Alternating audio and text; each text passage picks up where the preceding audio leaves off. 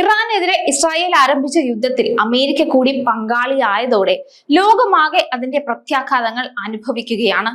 ഇന്ധനക്ഷാമവും പാചകവാതക ക്ഷാമവും ഇന്ത്യ അടക്കമുള്ള രാജ്യങ്ങളെ ദുരിതത്തിലാക്കുന്നു. മലയാളി പ്രവാസികൾ അടക്കമുള്ളവർക്ക് ഗൾഫ് മേഖലയിൽ ജീവന് വരെ ഭീഷണി നേരിടുന്നുണ്ട്. യുദ്ധത്തിൽ താൻ ജയിച്ചെന്ന അവകാശവാദവുമായി ട്രംപ് മുന്നോട്ട് പോകുമ്പോൾ ആയുധം താഴെ വെക്കില്ല എന്ന ദൃഢനിശ്ചയത്തിലാണ് ഇറാനും.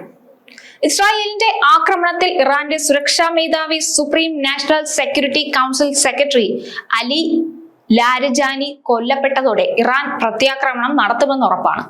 എന്നാൽ സംഘർഷം ശക്തമാകുമ്പോഴും യുദ്ധത്തിലെ വിജയി അമേരിക്കയോ ഇറാനോ ഇസ്രായേലോ അല്ല എന്ന് പറയേണ്ടി വരും. അത് റഷ്യയാണ്.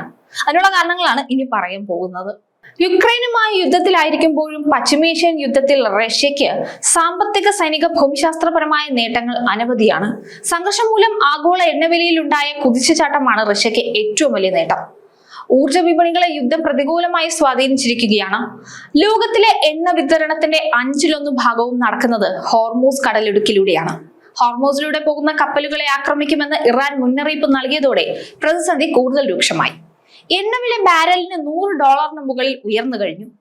ഇത് റഷ്യക്ക് വലിയ സാമ്പത്തിക നേട്ടമാണ് നൽകുന്നത്. എണ്ണവിലയിലെ കുതിച്ചുചാട്ടം റഷ്യക്ക് കോടിക്കണക്കിന് ഡോളർ അധിക വരുമാനം ഉണ്ടാക്കും. എണ്ണ, വാതക കയറ്റുമതിയാണ് റഷ്യൻ സമ്പദ് വ്യവസ്ഥയുടെ നട്ടെല്ല്.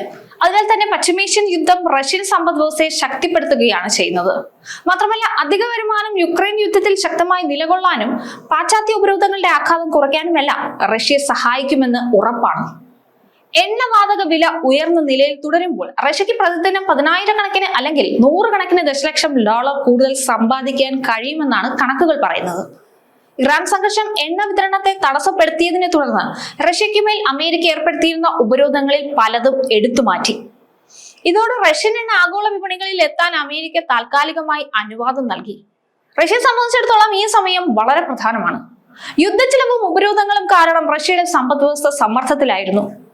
നമുക്കറിയാം, യുക്രൈൻ റഷ്യ യുദ്ധം ആരംഭിച്ചപ്പോൾ തന്നെ ലോകരാജ്യങ്ങൾ റഷ്യയെ ഒറ്റപ്പെടുത്തി. പല ഉപരോധങ്ങളും റഷ്യക്ക് മേൽ അടിച്ചേൽപ്പിച്ചു. അത്തരത്തിലൊരു സാഹചര്യത്തിൽ റഷ്യ വലിയ സമ്മർദ്ദത്തിലായിരുന്നു. ഇപ്പോഴത്തെ സാഹചര്യം എന്തുകൊണ്ടും റഷ്യക്ക് അനുകൂലമാണ്. എണ്ണവിലയിലെ വർധനവും നിയന്ത്രണങ്ങളിലുണ്ടായ ഭാഗികമായ ഇളവും റഷ്യയുടെ സമ്പദ് വ്യവസ്ഥയ്ക്ക് പുതുജീവൻ നൽകുകയാണ്. ഇറാൻ സംഘർഷം ശക്തമായതോടെ ആഗോള നയതന്ത്ര ശ്രദ്ധ റഷ്യ യുക്രൈൻ യുദ്ധത്തിൽ നിന്ന് മാറി. 2 വർഷത്തിലേറെയായി പാശ്ചാത്യ വിദേശ നയ ചർച്ചകളിലും സൈനിക സഹായ ചർച്ചകളിലും യുക്രൈന് പിന്തുണ ലഭിക്കുകയാണെന്നാണ് വിലയിരുത്തൽ. എന്നാൽ പശ്ചിമേഷ്യൻ പ്രതിസന്ധി രാഷ്ട്രീയ മാധ്യമ ശ്രദ്ധയെ വഴിതിരിച്ചുവിട്ടു. ഈ കഴിഞ്ഞ കുറച്ച് ദിവസങ്ങളായിട്ട് പശ്ചിമേഷ്യൻ യുദ്ധം തന്നെയാണ് മാധ്യമങ്ങളിൽ നിറഞ്ഞു നിൽക്കുന്നത്. എവിടെയും റഷ്യ യുക്രൈൻ യുദ്ധത്തെക്കുറിച്ച് നമ്മളൊന്നും കാണാറില്ല. കാരണം മാധ്യമ ശ്രദ്ധ പൂർണ്ണമായും അതിലേക്ക് പോയി. ഈ മാറ്റം റഷ്യക്ക് ഗുണം ചെയ്യുന്നതാണ്. ഇത് റഷ്യക്ക് മേലുള്ള അന്താരാഷ്ട്ര സമ്മർദ്ദം കുറയുകയും യുക്രൈനിൽ ലഭിക്കുന്ന പാശ്ചാത്യ പിന്തുണ മന്ദഗതിയിലാക്കുകയും ചെയ്യും. ഇറാൻ യുദ്ധത്തിൽ അമേരിക്കൻ സൈനിക ഉപകരണങ്ങൾ വലിയ തോതിൽ ഉപയോഗിക്കപ്പെടുന്നുണ്ട്. ഇത് യുക്രൈന് അമേരിക്കൻ സൈനിക ഉപകരണങ്ങൾ ലഭിക്കുന്നത് ബാധിച്ചേക്കാമെന്നും ഒരു വിഭാഗം പറയുന്നുണ്ട്.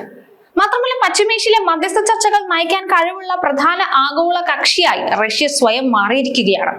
ഇതോടെ യുക്രൈൻ അധിനിവേശത്തിന് ശേഷം ഉയർന്നു വന്ന ഏകീകൃത പാശ്ചാത്യ മുന്നണിയെ ദുർബലപ്പെടുത്താനും ഭൗമരാഷ്ട്രീയ സ്ഥാനം ശക്തിപ്പെടുത്താനുമൊക്കെ റഷ്യക്ക് സാധിക്കും.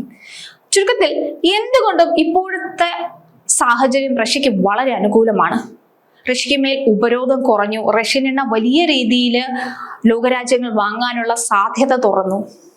ശരിക്കും ഉർവശി ശാപം ഉപകാരമായി എന്ന് പറയുന്നത് പോലത്തെ ഒരു അവസ്ഥയിലാണ് ഇപ്പോൾ.